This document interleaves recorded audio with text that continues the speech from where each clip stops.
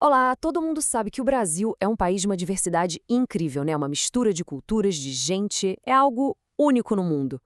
Mas, ao mesmo tempo, a gente convive com uma desigualdade social que é gigantesca, persistente. A grande pergunta é: como uma coisa levou à outra?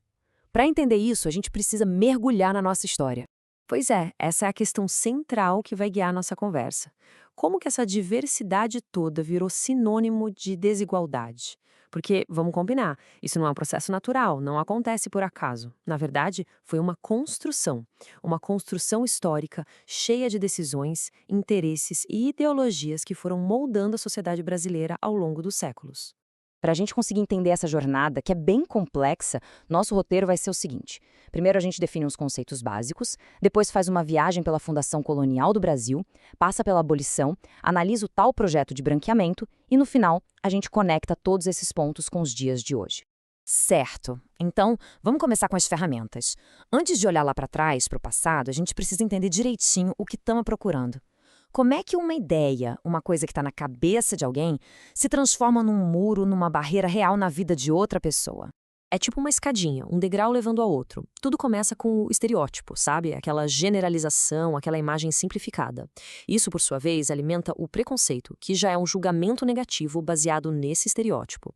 E, por fim, o preconceito pode levar à discriminação, que é a ação concreta, o ato de tratar alguém de forma diferente e injusta. Um vai puxando o outro. Mais um ponto importante: a discriminação nem sempre é óbvia, escancarada. Existe a direta, que é intencional, clara, mas tem também a discriminação indireta, que é muito mais sutil. É quando uma regra ou uma política que no papel parece justa para todo mundo, acaba na prática prejudicando muito mais um grupo específico. Guardem bem esse conceito, porque ele vai ser fundamental daqui para frente. Agora sim, com os conceitos na mão, vamos viajar no tempo. A história da desigualdade no Brasil começa junto com o próprio país, lá na sua fundação como colônia. É preciso entender que o projeto colonial não era sobre criar uma nova sociedade aqui. O objetivo era um só: gerar lucro para a Europa. A lógica era bem simples e brutal: extrair o máximo de riqueza possível. Isso foi feito primeiro com a exploração dos povos indígenas e a tomada de suas terras. E depois, numa escala industrial, com o sequestro e a escravização de milhões de africanos. Toda a riqueza produzida aqui ia embora, direto para as metrópoles. Olha, a escala dessa operação é uma coisa que a nossa cabeça tem até dificuldade de processar, mas este gráfico ajuda a dar uma dimensão.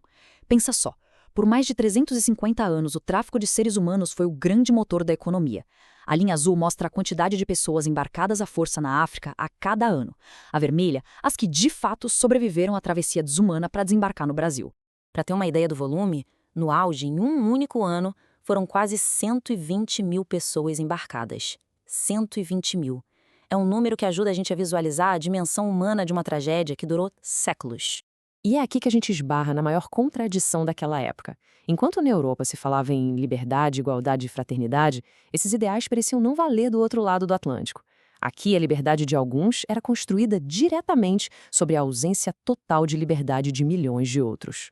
Vamos avançar um pouco no tempo, para o século XIX, para ver como esse sistema acabou. A abolição da escravatura não foi uma ruptura, um virar de página. Foi, na verdade, um processo muito bem controlado, pensado para manter as velhas estruturas de poder exatamente onde elas estavam.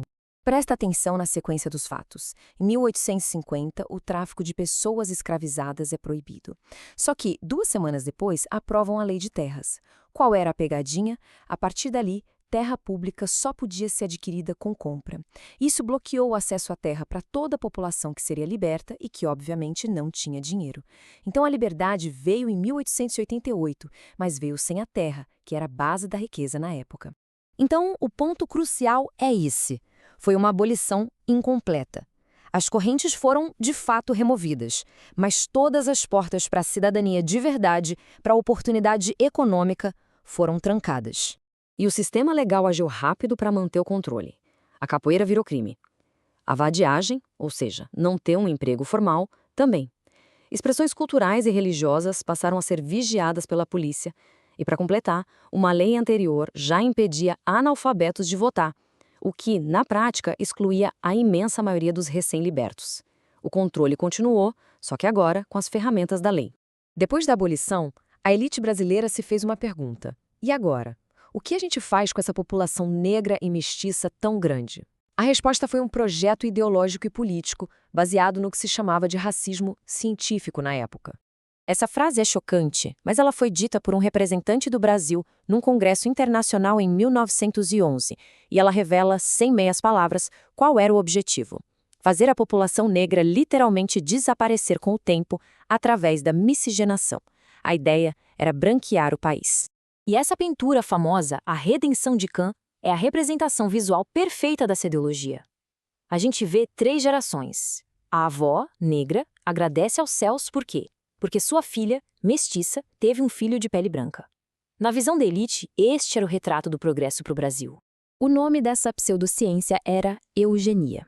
A ideia era melhorar a raça brasileira. E a política de Estado para colocar isso em prática foi incentivar e até pagar pela vinda de milhões de imigrantes europeus, enquanto se criavam barreiras para imigrantes de outras partes do mundo. E essa citação de um eugenista brasileiro importante da época mostra o quão explícito era tudo isso. Não era uma ideia escondida, não. Era um projeto de nação discutido e defendido abertamente pela intelectualidade do país. E assim, depois dessa longa viagem pela história, a gente aterrissa de volta no presente. E a questão é, como é que tudo isso se conecta com as desigualdades que a gente vê hoje? Bom, a conexão é direta. Lembram daquele conceito de discriminação indireta do comecinho? Então, a Lei de Terras e a imigração europeia paga pelo governo são exemplos perfeitos.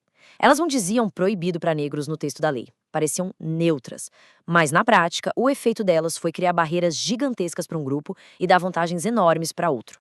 Então, a grande conclusão que a gente pode tirar é que as desigualdades que vemos hoje, de renda, de acesso à educação, à saúde, não são um acidente de percurso. Elas são o resultado direto, o eco de séculos de políticas e ideologias que construíram ativamente a exclusão no Brasil. E entender essa história não é só um exercício sobre o passado, é a ferramenta essencial para a gente compreender o presente. Isso nos deixa com uma pergunta para refletir. Agora que a gente conhece as raízes tão profundas desse problema, como é que a gente pode começar a tratar dos seus galhos, que continuam crescendo e afetando a nossa sociedade até hoje?